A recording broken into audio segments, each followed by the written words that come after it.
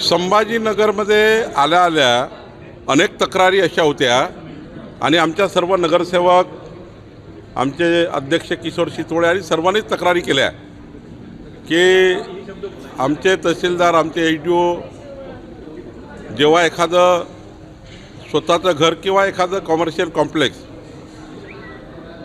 हे जेव्हा आपण आपला प्लॉट समतल करतो किंवा अंडरग्राऊंड पार्किंग करण्याकरता आपण जे गौण खनिज त्या ठिकाणी निघतं, माती निघतं, मुरुम निघतं आणि तो माती मुरुम बाजूला ठेवला आणि नंतर तो रियूज केला तरी आमचे तहसीलदार एचडीओ त्यांच्यावर दंड लावतात किंवा त्यावर कारवाई करतात।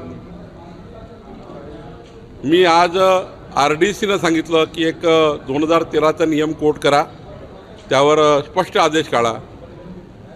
कुठलंही गौण खनिज एकदा एखाद्या कॉमर्शियल वापराकरता किंवा घरगुती वापराकरता ते रियूज होत असेल, त्याच प्लॉटवर ते पुन्हा वापरलं जात असेल, बॅकफिलिंग करायचं असेल तर त्यामध्ये वेगळं स्वामित्व घ्यायची गरज नाही, त्या गौण खनिजावर दंडाला आकारण्याची गरज नाही। हा नियम 2013मध्येच आहे। त्या नियमाची पायमल्ली होत असल्याची तक्रार माझ्याकडे आहे, म्हणून आज त्याची स्पष्टता केली आहे।